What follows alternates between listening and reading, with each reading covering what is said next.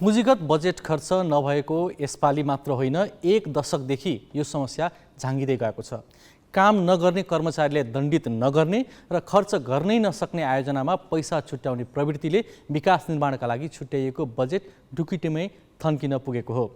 विकास बजेट खर्च नहुने समस्या नेपाली अर्थतन्त्रको दीर्घ रोग जस्तै भएको छ।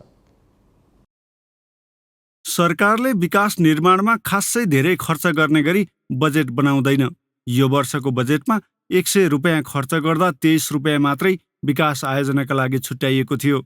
बिहिबारसम्मको तथ्याङ्क हेर्दा 100मा 13 रुपियाँ मात्रै पुँजीगत बजेट खर्च भएको देखिन्छ।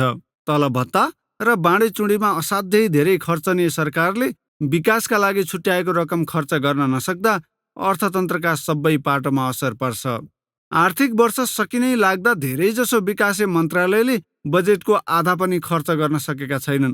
विकास आयोजनामा खर्च हुनुपर्ने रकम सरकारी ढुकुटीमा थुप्रिँदा यसले अर्थतन्त्रमा बहुआयामिक असर पार्छ। आन्तरिक उत्पादनको खपत बढाउन मात्रै होइन, गाउँ गाउँमा पैसाको कारोबार बढाउन विकास आयोजनाले ठूलो सहयोग गर्छन्, रोजगारी बढ्छ। तर सरकारले विकास खर्च नगरिदिँदा यस्ता लाभबाट अर्थतन्त्र वञ्चित भइरहेको छ। यिनीहरूले केहीमा पनि रिस्क लिन चाहेन अब, किनभने कि त एकदमै प्रोसेस मिलाउनु पर्ने, प्रोसेस मिलाउनलाई एउटा समय बढी लाग्ने। हामीलाई समय हुँदाहुँदै त हामीले भने जस्तो विकास कार्यहरू अलि गर्न सकेका थिएनौँ। पहिल्यै पनि खर्च हुने बेला पनि हामीले गर्न सकेका थिएनौँ। हाम्रो जाने एचिभमेन्ट भनेको 50-60% मात्रै हो उपलब्धि भनेको, योजनाको उपलब्धि पनि त्यही हो।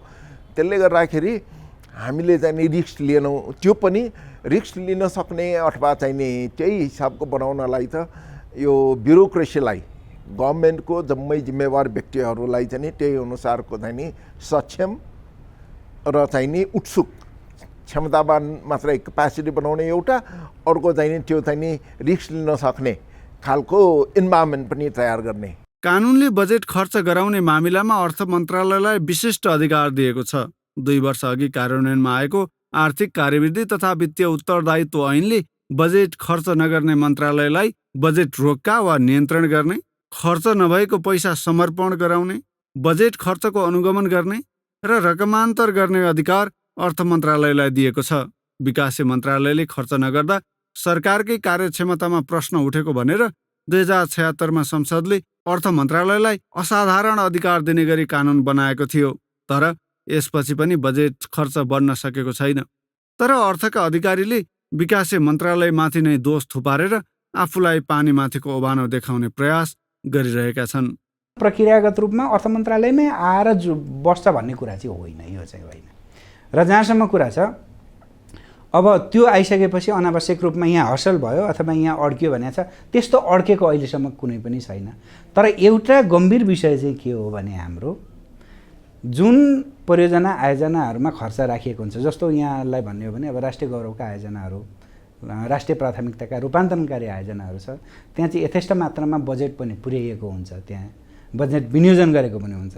र त्यहाँनिर त्यत्रो ठुलो हर्डल अब अर्थ मन्त्रालयको दृष्टिकोणबाट हेर्दाखेरि त्यत्रो केही पनि हुँदैन। ती परियोजनाहरूमा पनि सन्तोषजनक चाहिँ हाम्रो पुँजीगत खर्च भएको देखिँदैन। यसको अर्थ चाहिँ के हो भने यो चाहिँ वित्तीय उत्तरदायित्व ऐनबाट चाहिँ अर्थ मन्त्रालयमा सर्टेन अधिकारहरू अथवा नियन्त्रण चाहिँ भयो भन्ने विषय चाहिँ यो त्यो हिसाबले जान सक्दैन। बजेट खर्च बढाउने उपायकै रूपमा सरकारले कार्य सम्पादन सम्झौता गर्ने व्यवस्था गरेको छ। यस्तो सम्झौता अर्थ मन्त्रालयले बाँकी मन्त्रालय र निकायसँग गर्छ। विकास मन्त्रालयभित्र पनि तहगत रूपमा यस्ता सम्झौता हुन्छन्। यस्ता नीतिगत सुधारका बावजुद उपलब्धि हात लागेको छैन। बरु अघिल्लो वर्षभन्दा विकास खर्चको प्रगति झनै कमजोर हुन थालेको छ। निर्माण सामग्रीको मूल्य बढेको भनेर निर्माण व्यवसायीहरूले काम रोक्दा सरकार टुलु हेर्ने र उनीहरूकै चाहना अनुसार निर्णय गर्ने भूमिकामा देखिएको छ। क्यामेरामा योगेश लामाका साथ बिजनेस ब्युरो, ग्यालेक्सी फोके, काठमाडौँ। सरकारले भर्खरै मात्र 11% ब्याज तिर्ने गरी ब्याङ्कहरूसँग आन्तरिक ऋण उठायो। लक्ष्यको 83% हाराहारी राजस्व उठाइसकेको सरकारको ढुकुटीमा अहिले 58 अर्ब रुपियाँभन्दा बढी थुप्रिएको छ। सरकारले ढुकुटीमा थुपार्दा ब्याङ्कहरूमा पैसाको अभाव भएको छ। निजी क्षेत्रले ऋण लिएर लगानी गर्न पाएका छैनन्। विकासे मन्त्रालयले भने आर्थिक वर्ष सकिन 2 साता मात्र बाँकी रहँदा आधा बजेट पनि खर्चन सकेका छैन।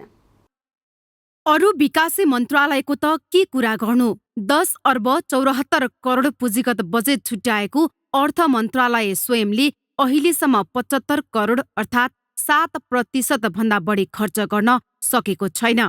सबैभन्दा धेरै पुँजीगत खर्च छुट्याइएको भौतिक पूर्वाधार तथा यातायात मन्त्रालयलाई 1 खर्ब 46 अर्ब भन्दा बढी बजेट दिएको भए पनि उसले 61 अर्ब 49 करोड मात्रै खर्च गरेको छ। यो उसले पाएको पुँजीगत बजेटको 42% हो। ऊर्जा, जलस्रोत तथा सिंचाई मन्त्रालयले 38 अर्ब 23 करोड रुपैयाँ मध्ये 22 अर्ब 51 करोड खर्च गरेको छ। यो खर्चलाई प्रगति मान्नुपर्ने अवस्था छ। शहरी विकास मन्त्रालयका लागि 29 अर्ब 5 करोड बजेट छुट्याइएको थियो। उसले 47% अर्थात् 13 अर्ब 62 करोड खर्च गरेको छ। खानेपानी मन्त्रालयले 23 अर्ब 29 करोड पाएको थियो। उसले अहिलेसम्म 7 अर्ब 67 करोड अर्थात् 1/3 मात्रै खर्च गरेको छ। गृह मन्त्रालयको भागमा 11 अर्ब 27 करोड पुँजीगत बजेट छुट्याइएको थियो। त्यसको 50% अर्थात् 5 अर्ब 59 करोड रुपैयाँ खर्च भएको छ। 8 अर्ब 17 करोड बजेट पाएको रक्षा मन्त्रालयले जम्मा 41% अर्थात् 3 अर्ब 38 करोड खर्च गरेको छ। उद्योग वाणिज्य तथा आपूर्ति मन्त्रालयले 5 अर्ब 33 करोड मध्ये 1/4 मात्र खर्च गर्न सकेको छ। कृषि तथा पशुपन्छी विकास मन्त्रालयले 3 अर्ब 69 करोड बजेट मध्ये 1/3 पनि खर्च गर्न सकेको छैन। मन्त्रालयले अहिलेसम्म 1 अर्ब 22 करोड अर्थात् 33% मात्रै खर्च गरेको छ। संस्कृति, पर्यटन तथा नागरिक उड्डयन मन्त्रालयले 2 अर्ब 25 करोड बजेट मध्ये 92 करोड 22 लाख मात्रै खर्च गरेको छ। यो विनियोजित बजेटको 41% हो।